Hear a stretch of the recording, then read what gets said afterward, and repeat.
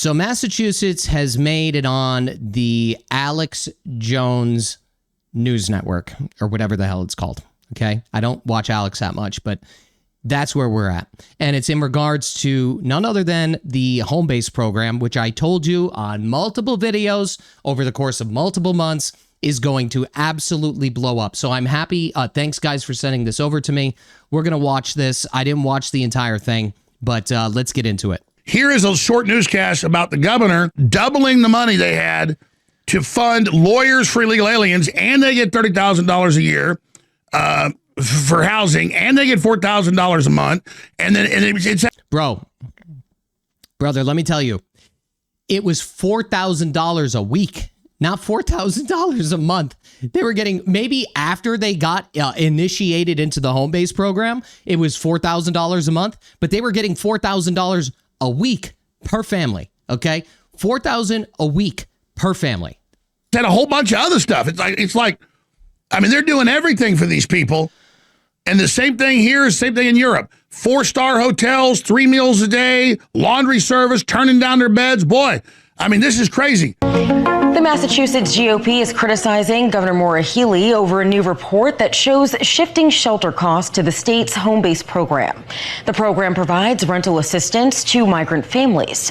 According to the report, Massachusetts is on pace to spend... The program was never, by the way, the program was never intended. That's what we do here in Massachusetts. We take one program that was, let's call it working, and we morph it into something completely different. You could say the same exact logic applies to the emergency shelter program. It's supposed to be for U.S. citizens. $97 million on the HomeBASE program in the current fiscal year. The state spent approximately $9.5 million on housing at-risk families. Massachusetts Republican Party Chair Amy Carnevale released a statement following the release of the report, saying in part, quote, "As much as Maura Healey would like the public to think that she's improving the system, the data tells a different story." So again, it improved in the sense of cost potentially going down. Because if you're taking people out of the emergency shelter system, and let's hypothetically say that it was costing, you know how much it was costing. It was costing like upwards of $1 billion a year, $900 million plus a year. And then you took a whole bunch of people and you put them in through the HomeBASE program. The cost shifting definitely significantly went down, okay, 110%. But there's still problems, and I'm going to show you what's going on after we get done with the video. Abraham in New York. You're on the air. What are you calling it about? 4 points very quickly. First of all, I've been taking methylene blue. Let's skip through this a little bit. It's lawful. States have doubled the amount of money for illegal aliens to defend against federal deportation that's lawful, and they give them $30,000 per year for their homes and $4,000 a month to bring them here. Citizens, veterans don't get that. Correct. Social Security recipients are living on $600, $700 a month. They paid into it. Whether you're black, white, Hispanic, it doesn't matter. Total discrimination meant to bankrupt the country. Cloward and Piven. By the way, here's another key point of information. We also tried to pass legislation to increase the money. Liz Miranda, I believe, was headlining this. She wanted to increase it from $30,000 to $45,000, but I believe that got shot down. So I'm glad you I'm glad you raised that point. Be on hold because I want to go back to you. Here is a short newscast about the governor and doubling the money they had to fund lawyers for illegal aliens, and they get $30,000 a year for housing, and they get $4,000 a month, and then it's had a whole bunch of other stuff. It's like, I mean, they're doing everything for these people. And the same thing here, same thing in Europe. 4-star hotels, 3 meals a day, laundry service, turning down their beds. Boy, I mean, this is crazy. Here's the report out of Massachusetts. Okay, let me fast forward a little bit. To get lawyers, and now they... Yes, so we here's what's going on, okay? Let me explain. There's a lot going on here that he may be unfamiliar with. So basically what's happening, Alex, is everything that you could possibly think they could do to put up some kind of roadblock or friction, whether it be, the emergency shelter and transitioning them from the emergency shelter into home base, or whether it be to try to stop ICE from coming here, or whether it be, creating a legal defense fund with taxpayer money, nonetheless, to try to keep them here. Massachusetts, and I'll show you a report too that you're not going to believe. I'm not going to cover the whole report, but I'll show you why in a couple minutes here. You just need to understand one key piece of information. Massachusetts will do everything in their power. The politicians will do everything in their power to not only get more of these people here, but to figure out how to keep them here as well. You may not know this, but once Trump got elected, Maura Healey, 14 maybe days later, she said she's going to close the emergency shelter down by the end of 2025. You know what happened next? Tom Homan said he's coming to Boston. Then they closed the emergency shelter down 6 months early.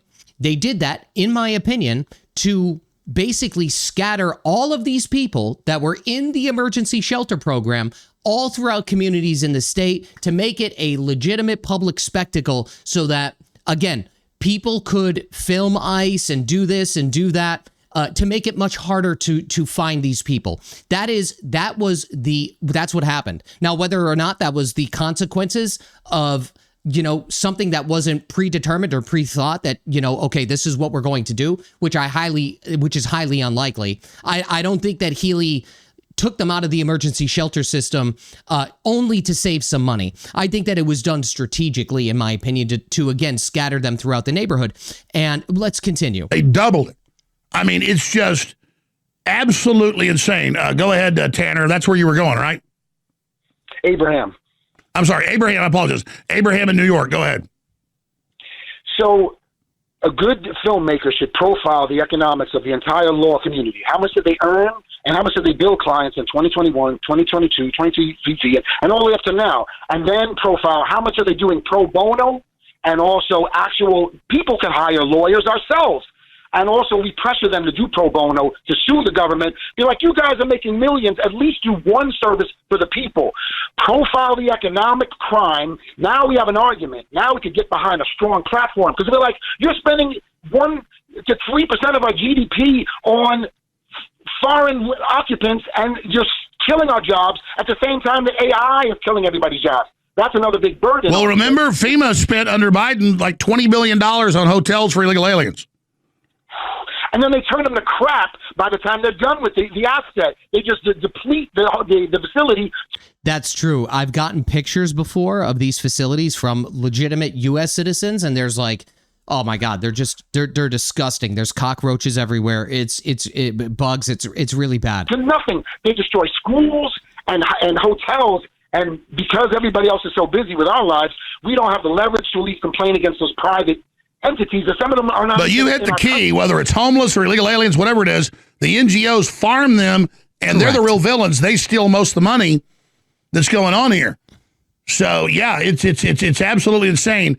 And remember, all you need to do is see the no bid contracts that were giving out. Maura Healey was giving out to political donors when this happened. That was an opportunity for her. Look at that. Another state now spending $100 million a year to house non-citizens. They even get free furniture. When will the madness end? So I love the main wire. This must have been Jess Machado when she was on. So that's what's happening, and it's the same program, the same NGOs. And Trump started to ban it, but since he got rid of Elon Musk, they kind of backed off of it. Mm-hmm. This is a crisis. It is. It's a huge problem. There's an actual term where we can accuse the government of committing felonies. Once we could leverage that the government are guilty of multiple felonies, and then we start specifically identifying those things and then attaching numerical assessments to it. The problem here, Abraham, is that a lot of these states and a lot of these, deep blue states or deep blue cities, what they end up doing is they end up creating we end up creating laws to create more roadblocks so that you can't prosecute these people. That's what happens. They put up more friction between attorneys or the public, even the media, let's say, for gaining, FOIA requests in regards to this. anything of that nature. And what ends up happening is they do everything in their power to protect themselves. One of the reasons that this is a problem is because when you put your state, this is to my understanding, when you have like this emergency order, what ends up happening is you kind of, as a governor, get to do whatever the hell you want. With impunity, for that matter. And that's effectively what happened. And that's why there were no for instance, that's why there were no big contracts. Under normal circumstances, things would have to go out for open bid, right? If it was food for the shelters, it would normally have to go to open bid. But because of the political connections, political donors, money is basically going from one hand to another and then back into the originator's hand. They're allowed to do this stuff because of their emergency actions and these emergency orders. So it's almost impossible. And believe me, I'm going to show you a graph that I made. $100 million is a drop in the bucket.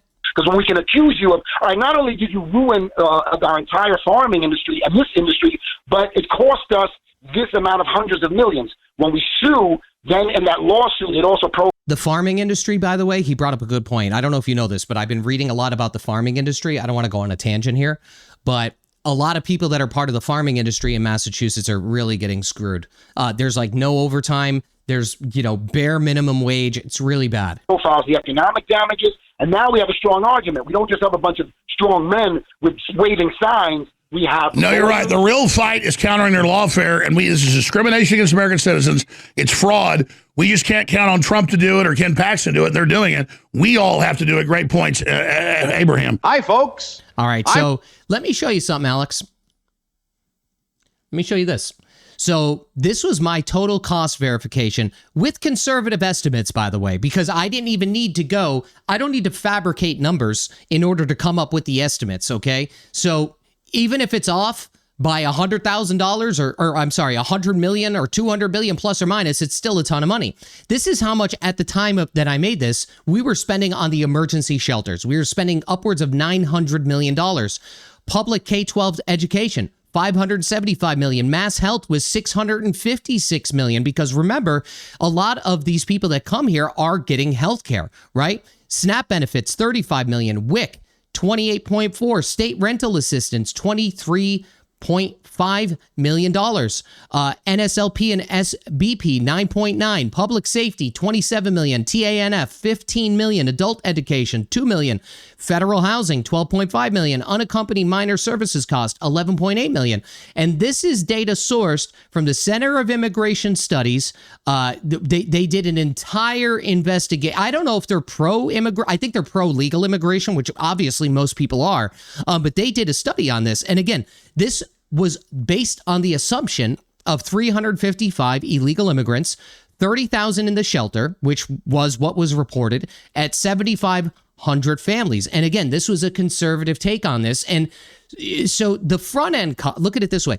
The front end cost is a smaller number versus the back end cost, because the back end cost is something that is really hard to, they're not very public with those numbers. So you have to kind of theorize and guess based on what they are already spending. But all you really need to do is go in to look at any of these programs and look at the increase in spending over the course of the last few years after the Biden, like during the Biden administration, let's say, or the aftermath of the Biden administration. That's what happened. Now, you might be wondering to yourself, I may as well throw this little tidbit of information. You might be wondering to yourself, well, this doesn't make any sense, right? Like, why do they want to deprioritize U.S. citizens for illegal immigrants? I'm going to show you that in a minute. Here's what's happening, okay? Especially with the HomeBASE program. Here's what's happening. And this is not my word. This is my words coming from the words of people that they were subcontractors, let's say, for HomeBASE. Here's what happened. Again, they closed the emergency shelters down 6 months early. They were going to do it a year. Close it at the end of 2025 after Trump got elected. Homan says he's coming to Boston. They close it 6 months early, and they put all of these people throughout the communities of Massachusetts, so it's much easier to film. Meanwhile, during that time span of waiting to the point where they're going to operate the HomeBASE program, increase the spending, increase the funding, and all these other things, a whole bunch of nonprofits started to pop up, like Loose Mass, for instance. And this was an opportunity for the public to get involved. And I'm not saying there shouldn't be nonprofits, but it's really strange that at the same exact time that Maura Healey decides to, let's say, close the shelters down early and have post-it notes on these people's doors where they had to leave early, they transition them through HomeBASE. And meanwhile, during that time span, a whole bunch of nonprofits started where you could report ICE sightings. That's what happened. On top of that, here's the other key piece of information. It's not only about the money, it's about priorities. Because what ended up happening was, here's some Massachusetts real estate information for you. In Massachusetts, a landlord could only collect first month's, last month's, and a security deposit. HomeBASE, allegedly, based on the people that I talked to that worked for the program, HomeBASE was able to get around that because they were, let's say, an organization. So, in turn, if you had a U.S. citizen that had a normal job, a normal family, career, whatever in Massachusetts, they came to the landlord and said, hey, I want to rent this unit. I could give you first month's, last month's, and a security deposit. Well, now HomeBASE comes in with an illegal immigrant, and they say, listen, we could do first month's, last month's, and a security deposit and a bonus. So they were able to give bonuses out because it's a way to kind of offset fair housing laws. Right? This would go against otherwise fair housing laws. But since they're like this organization, they're able to do it. So then obviously, what's the end result of that? Well, the U.S. citizen becomes deprioritized, and the illegal immigrant who could offer more money to the landlord becomes the priority. That's effectively what happened. There are still people, I showed you text messages on my screen a couple of weeks ago. There's still people that are U.S. citizens that are in emergency shelter or are trying to get an emergency shelter that are, let's say they are trying to use the HomeBASE program so they could get permanent housing. And they can't. Because why? Because they were deprioritized. That's what happened. Now, whether that's illegal or not, I'm not here to say one way or the other. In terms of ethics, I think it is very unethical. Everybody should have a fair shot, especially U.S. citizens, okay? They should have the first right to get into these programs because that's what these programs were designated for. That's what they were designated for. On top of that, as I said earlier, Massachusetts put up as many roadblocks as humanly possible to protect these people, including created a taxpayer fund for attorneys for illegal immigrants so that they don't get deported. Now, you might be sitting there wondering why. Let me show you one of the reasons why. Because we have reports like this that come out of the Massing Policy Center. And I'm not going to go through the whole report. I just want to nail this home and just give you some ideas of why. So this came from Boston Indicators and the Massing Policy Center. An uncertain future. How the immigration crackdown threatens Massachusetts labor force. This is what, there's 36 pages of this report basically saying that, listen, we need more immigrants here to boost the economy, right? Immigrants have become central to the state's economic growth. This is what they're claiming. This is what's going on. This is what's going on. They are claiming that we need more immigration into Massachusetts to save the economy. In this report itself, they say that we estimate that the state needs at least 60,000 net new immigrants by 2030. This is annually, by the way, just to maintain the current size of its working age population. Without immigration at something close to the scale, Massachusetts risks economic contraction. These are the reports that are being written in Massachusetts. This is what is going on inside of Massachusetts. It is a major problem, okay? I'm not saying that I don't want people to come here. I think people should absolutely come here, right? But number one, they need to be a key contributor to the economy. They need to learn to speak the language. They need to have a job or career here. I feel like that's like every single person could get on board with that. What we don't want is more people that come here because we've created an illegal immigration magnet in Massachusetts, and more people are living off of the system that we helped build. Nobody wants that. Maybe there's a portion of people that want it, that are up in their high castle clutching their pearls, but the majority of normal people do not want this. They do not want this. They are okay with legal immigration and getting talented young individuals to come and work here, but they're against people coming here illegally and gaining all of the benefits and taking resources away from people that otherwise should have them. That's the problem. And what reports don't like to address is the people that are leaving Massachusetts. I've talked about this before. What about the people that are leaving Massachusetts? Like, why can't we figure out, why can't you guys put a report together to figure out a way to keep the people here that otherwise can't stay because the cost of living is so damn high? So what? We're betting our entire economic structure on only importing a whole bunch of people from other countries that don't speak the language? Like how is that humanly possible to even think that is a good, really, is that the ground that you want to stand on? It just doesn't make any sense to me. So it's like they're addressing the issues, but not the symptoms of the issue. And the only let's say cure to this problem is to import a whole bunch of more people. Like, how, in what world does that make any sense to anybody? Okay? In what world does that make any sense to anybody? It's completely illogical. It's completely illogical for something like this to happen. Really, but this is the reports, and then what'll happen is our legislature will cite this report as it's some kind of gospel. Okay, that's what they'll do without actually criticizing why businesses are leaving. Without actually criticizing why young working adults are leaving. Why are they leaving? They're leaving because they can't afford to live here. You've made Massachusetts uninvestable and unaffordable. Period. Hands down. Nobody wants to come here, and now nobody wants to stay here. That's why billions upon billions of dollars is leaving this state every single year.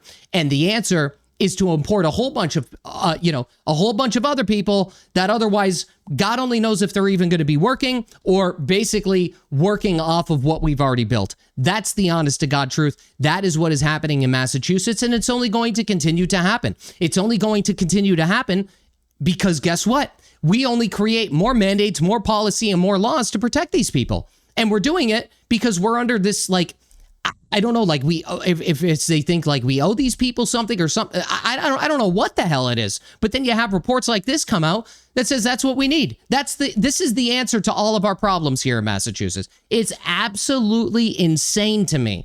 Insane to me that people think that this is the way without actually addressing the core issues of the problems and solving that. That's what needs to happen. But nobody wants to address it head on. I don't get it, guys. I really don't get it.